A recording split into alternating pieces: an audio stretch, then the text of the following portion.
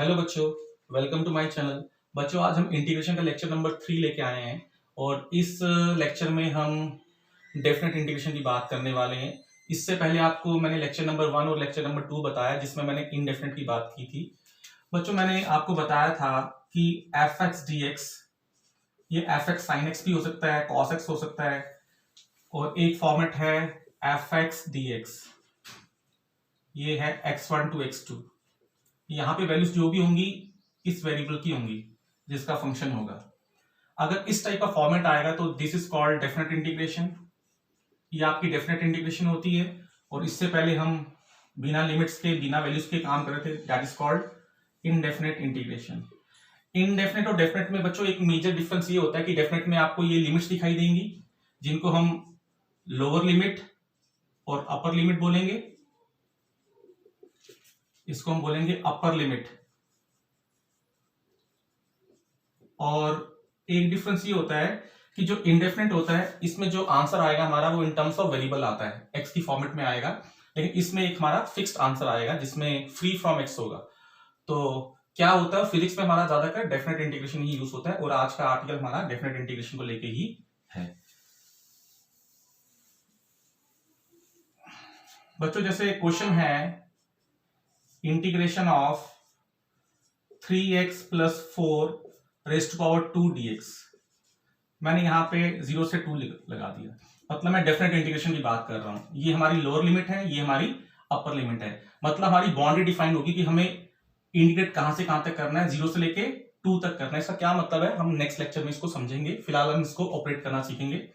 तो बच्चों, मैंने आपको इस सॉर्ट का इंटीग्रेशन लास्ट लेक्चर में बताया था, लेक्चर नंबर 2 में, जहां पे मैंने इसको क्या माना था, इसको हमने ट्रीट किया था x और फॉर्मूला चला दिया था x raise to power n का। तो यहां पे भी हम ऐसा करेंगे, यहां पे भी हम ऐसे ही करने वाले हैं। डेफिनेट इंटीग्रेशन में आपने बिल्कुल नॉर्मल अपने इनडेफिनेट इंटीग्रेशन की तरह चलना है, जैसा नॉर्मल इंटीग्रेशन करते हैं वैसे चलेंगे। बस लिमिट्स का ध्यान रखना है, लिमिट्स कैसे पुट करनी है वो हम बाद में देखते हैं, पहले हम इसको कैसे चलेंगे। हम इसका इंटीग्रेशन कर रहे हैं, अभी आप लिमिट्स को भूल जाओ। 3x plus 4 raise to power n क्या चलेगा फॉर्मूला, 3x प्लस 4, इसको मैं x मान रहा हूं, 2 प्लस 1 बाय 2 प्लस 1, और जिसको माना उसका मैंने d बाई dx कर दिया 3x प्लस 4। ये इसका इंटीग्रेशन आ गया। और लिमिट्स को हम शिफ्ट कर देंगे यहाँ पे, ये हमारा तरीका है, लिमिट्स को हमें शिफ्ट करना है टुवर्ड्स अवर राइट साइड। इसके बाद ये आ गया 3x प्लस 4, 3 बाय 3। अब d by dx of 3x plus 4 मैं डायरेक्टली लिख रहा हूं, क्या आएगा, 3 आएगा। d by dx of 3x plus 4 3 आएगा। और यहां आ गया 0, यहां आ गया 2, और इसको हम सॉल्व कर रहे हैं, यहां आ गया 3x plus 4 raise to power 3 by 9। Limits यहाँ पे 0 टू, यहां तक तो नॉर्मल वैसे ही चल रहा है जैसा हमारा इंडेफिनेट में चलता था। बस अब यहाँ पे इसके बाद का स्टेप आपने समझना है। एक बार आपने x की जगह पे अपर लिमिट पुट करनी है और एक बार आपने x की जगह पे लोअर लिमिट पुट करनी है। कैसे, सबसे पहले आप अपर लिमिट पुट करेंगे इन x, बीच में माइनस आएगा, फिर आप लोअर लिमिट पुट करेंगे। कैसे करेंगे देखें आप,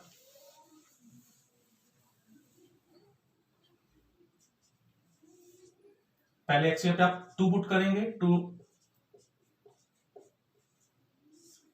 मतलब मैंने x जहां पे था वहां पे 2 पुट कर दिया, अपर लिमिट पुट कर दी, ये मैंने यहां तक कर दिया, बीच में माइनस साइन आएगा। अब मैं जहां पे x होगा वहां पे मैं लोअर लिमिट पुट करूंगा, और लोअर लिमिट कितनी हमारी 0, क्या आएगा 3 into 0 plus 4 raise to power 3 by 9। ये क्या आ गया 6 प्लस 4 बाय 9 3, ये आ गया 4 रेज़ टू पावर 3 बाय 9। तो आप इसका आंसर लिख सकते हैं, ये आ गया 10 by raise to power 3 by 9 minus 4 raise to power 3 by 9। आप इसको सॉल्व कर लें और इससे आपके पास एक फाइनाइट वैल्यू आ जाएगी जो कि हमारी इंडेफिनिट में नहीं आती थी। ठीक है बच्चों, अब हम दूसरा क्वेश्चन एक कर रहे हैं जो मैंने लेक्चर नंबर 2 में बताया था। जैसे मान लो integration of sine square x dx है, और यहां पे मैंने वैल्यू दे दी 0 से π/2। बच्चों यहाँ पे साइन स्क्वायर ऑफ, यहाँ पे एंगल होगा, ये भी एंगल होगा, तो मैंने लिमिट्स भी एंगल की ही लेनी है, मैंने लिमिट्स भी एंगल की ही लेनी है। साइन स्क्वायर एक्स dx है। बच्चों आपने ध्यान रखना है, यहाँ पे मैंने आपको लास्ट टाइम लेक्चर नंबर 2 में इसको ऑपरेट करना बताया था कि इसका हम कैसे ऑपरेशन करते हैं, इसका हम कैसे इंटीग्रेशन करते हैं। उसके लिए हमें फॉर्मूला यूज करना पड़ता है। क्या, इसके लिए मैंने फॉर्मूला बताया था, वो क्या होता है, 1 माइनस कॉस 2x/2। अब आप बोलेंगे कि यहां पे मैंने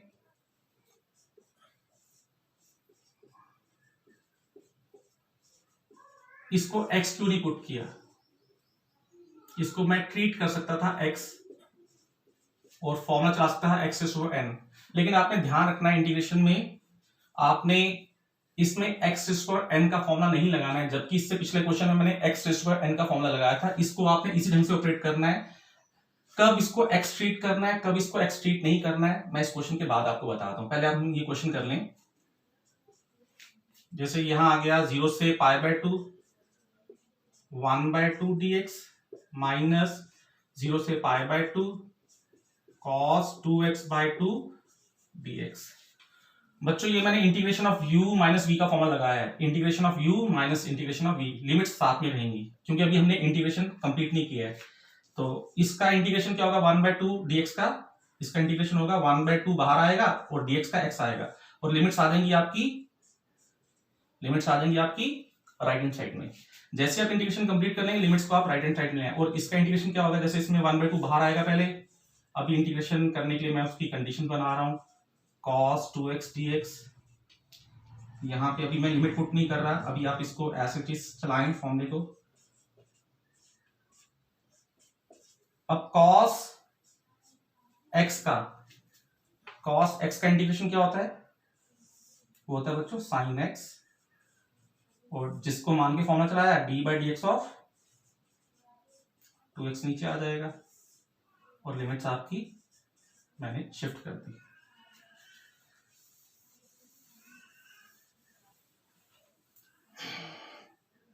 ये आ गया। अब आप लिमिट पुट करें, x पे आप पहले अपर लिमिट डालेंगे, फिर x पे आप लोअर लिमिट डालेंगे। ये क्या आएगा, 1/2 इंटू π/2, ये आपने अपर लिमिट डाल दी, फिर आपने x पे क्या पुट करना है, लोअर लिमिट, ये आ गया। वैसे ही यहां पे 1/2, अब d/dx ऑफ 2x क्या होता है बच्चों, d/dx ऑफ 2x होता है 2, आप इसके पे 2 लिख सकते हैं डायरेक्टली यहाँ। अब आप लिमिट पुट कर लें, एक बार x पे अपर लिमिट, एक बार x पे लोअर लिमिट, माइनस ये क्या आएगा, साइन 2x पे क्या आएगा, π/2 बाय 2, अपर लिमिट पुट कर दी, फिर साइन जब 2 इंटू 0/2, ये आ गया आपका π/4 माइनस 0 माइनस 1/2। ठीक बच्चों, ये एंगल है पूरा, ये कट सकता है, साइन π/2 माइनस साइन 0/2, तो ये आ गया आपका π/4 माइनस 1/2। बच्चों साइन ऑफ 180 डिग्री, पाई होता है 180 डिग्री, ये 0 होता है, और साइन 0 भी 0 होता है। आई थिंक ये कैंसिल हो जाएंगे, तो ये आ जाएगा π/4। ये आपका लिमिट से एक फिक्स आंसर आ जाएगा। जैसे हम लिमिट पुट करते हैं तो हमें एक फिक्स आंसर मिलता है, तो ये आपका फिक्स आंसर है, जो कि इंडेफिनेट इंटीग्रेशन में हमें नहीं मिलता था। अब आपको मैंने ये बताना था कि जब इंटीग्रेशन ऑफ मैंने लिया 3x + 4 raised to power 2 dx, और यही क्वेश्चन था साइन स्क्वायर x dx, इसमें मैंने इसको x पुट किया था फॉर्मूला बनाने के लिए x⁴n, लेकिन इसमें मैंने इसको साइन x पुट नहीं किया x, इसमें मैंने 3x + 4 को x पुट करके फॉर्मूला चलाया x⁴n का, जबकि मैंने साइन x को x पुट नहीं किया और x⁴n का फॉर्मूला नहीं लिया।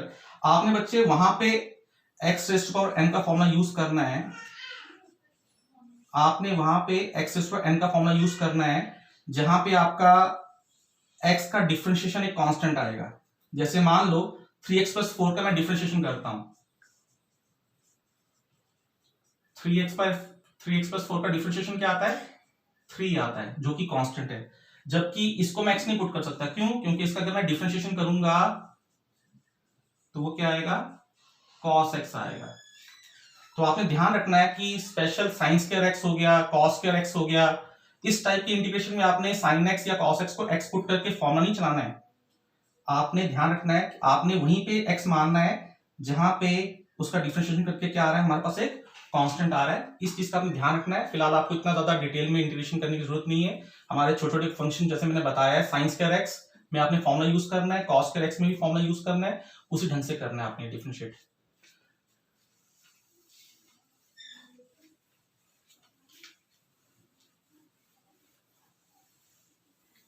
अभी हम डेफिनेट इंटीग्रेशन कुछ और क्वेश्चन कर लेते हैं। जैसे मान लो क्वेश्चन है 0 से π/2 cos x dx। अब cos x का आपका इंटीग्रेशन क्या होता है, cos x का इंटीग्रेशन क्या होता है, cos x का इंटीग्रेशन क्या हो गया बच्चों, sin x। लिमिट चलेगी 0 से π/2 तक। अब हम x यहाँ पे अपर लिमिट डालेंगे और x यहाँ पे लोअर लिमिट डालेंगे। sin π/2 माइनस एक बार x यहाँ पे लोअर लिमिट डालेंगे। sin 90 क्या होता है बच्चों, 1 होता है, sin 0 0 होता है, तो इसका आंसर क्या आ जाएगा, 1। अब हम एक और क्वेश्चन कर लेते हैं डेफिनेट इंटीग्रेशन का। जैसे मान लो integration of root x dx 0 से 4 है, तो इसका मतलब 0 से 4, इसको लिख सकते हैं x raised to power 1/2, या आगे x raised to power n का फॉर्मूला। इसका इंटीग्रेशन कर लेंगे x 1/2 प्लस 1 1/2 प्लस 1, और लिमिट्स आ गई आपकी राइट साइड पे।